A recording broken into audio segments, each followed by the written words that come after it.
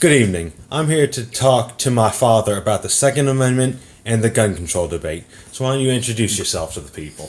Hi, my name is Wayne Sacra. I am Josh's father. I am a former law enforcement officer with Henrico County, and I am a staunch supporter of the Second Amendment of the Constitution. All right, so tell us about the Second Amendment.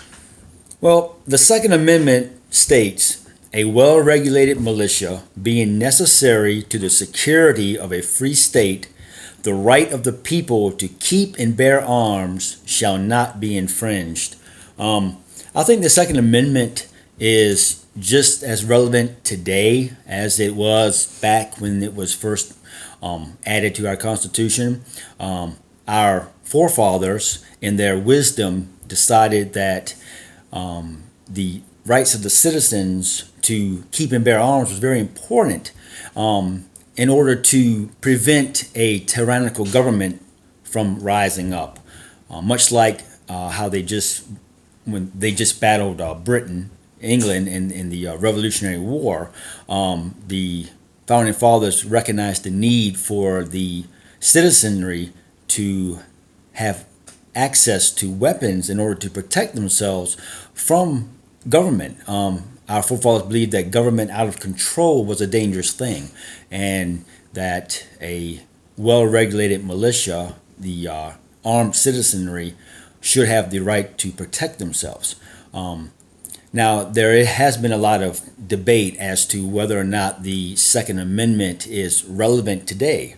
And it is. In 2008, there was a Supreme Court decision. It was the District of Columbia versus Heller. And in that Supreme Court decision, what happened was the Supreme Court ruled that you did not have to be a part of a militia. That the intent of the forefathers was that the rights of the people to bear arms spoke to their need of protection, their right to protect themselves from any entity that may wish them harm, whether it was a tyrannical government or whether it was somebody breaking into your house in the middle of the night. So the Supreme Court in that decision just made it clear that the Second Amendment was also designed to give people the right to protect themselves. So that is why I feel that the Second Amendment is relevant for us today, because we have a constitutional right to protect ourselves. All right, and there's also been a lot of talk about the common sense gun laws. We've all heard about that. And my question to you is, would any additional gun laws have any effect on gun violence? You know, I don't believe that any additional laws would have any effect on gun violence. There are already just such a huge number of laws governing gun ownership now. Laws like mentally ill people cannot own firearms. Felons, people who have broken our laws, cannot own firearms. You have to be a legal aged adult in order to purchase firearms. You have background checks, you have waiting periods, you have so many laws that are already on the books. And adding additional laws would not, in my opinion, would not do anything to curb any type of gun violence. One of the most recent shootings that we just had the young man, 17 years old, who stole I believe it was his grandfather's shotgun and a revolver. And it was a sawed-off shotgun. He sawed it off in order to conceal the shotgun.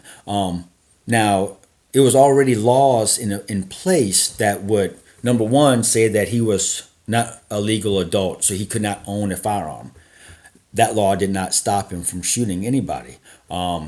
It's also against the law to saw off a shotgun. That law did not stop him from shooting anyone. And so I think that adding more laws to it would not have had any effect at all. He would have been able to get a hold of a gun and go in there and cause havoc and unfortunately shoot people. So no, I don't feel that adding more laws on top of the laws that we already have will really have any effect on the gun violence that we are seeing today. All right, and there's also been talk about, no, I'm pretty sure we've all heard, mostly Democrats, call for an assault weapons ban. They've been talking about banning it, and it's been all over the media. So, what is your opinion on the assault weapons? What is it? What can you tell us? Well, see, a lot of people that want to make laws govern guns do not know the first thing about guns. When you hear on the news all the time, people want to ban assault weapons. So then you have to define what is an assault weapon, because you have to define it, because definitions are important. If you're going to write laws to govern something, you have to have an understanding on what it is you're talking about in order to govern it effectively. So when you talk about assault rifles, most of the time people who want to ban assault rifles want to ban, they define an assault rifle as a gun that looks military, like a military weapon, or a gun that looks really scary, and they don't have any idea of the actual functionality of the weapon.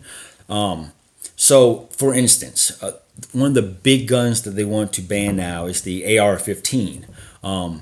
The AR-15 is a semi-automatic rifle. It's not an assault rifle.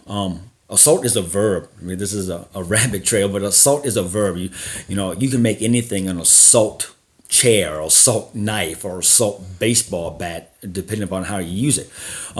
Guns are the same way. A gun will not attack anybody. It is a tool that is used to further the will of the person wielding that tool. So an assault weapon is what they commonly call an assault weapon, and it's not an assault weapon. An assault weapon, a military style weapon, is like a fully automatic military weapon. And weapons like the AR-15 is not a military. There is not a military on the planet that uses the AR platform for their troops. They would be crazy to, because it's not a very effective weapon for the military. The AR-15 is a semi-automatic weapon. It fires a 223 round, and that is the same as a common hunting rifle. So if you start to want to ban the AR-15 based on just because it looks scary, it looks like a military style weapon, but to ban something based on the way it looks and not even care about how it functions, there's a disconnect there, because it's not doing anything. You can take two different rifles. You can take an AR-15, and you can take a Ruger Mini 14. Okay, these two weapons are almost exactly the same, except the way they look. The AR-15 looks like a military weapon. The Ruger, it looks like a hunting rifle. It's just a typical hunting rifle. Both rifles are semi-automatic, and let me just define that too, because a lot of people don't understand. Some people think that your AR-15 is a fully automatic, and they don't even know what a semi-automatic is. A semi-automatic weapon what that means is you pull the trigger, one bullet comes out. You release the trigger, you pull the trigger again, another bullet comes out. A full automatic weapon will be you hold the trigger down and the gun will continue to fire until the magazine is empty. So your AR-15 is a semi-automatic weapon. One trigger pull equals one bullet. Now that is the exact same as the Ruger hunting rifle. Both rifles shoot a 223 round, the same exact size round. They both can come with magazines that can carry extra rounds of ammo. But the only difference is the way they look. I wish I had a picture to illustrate this to you.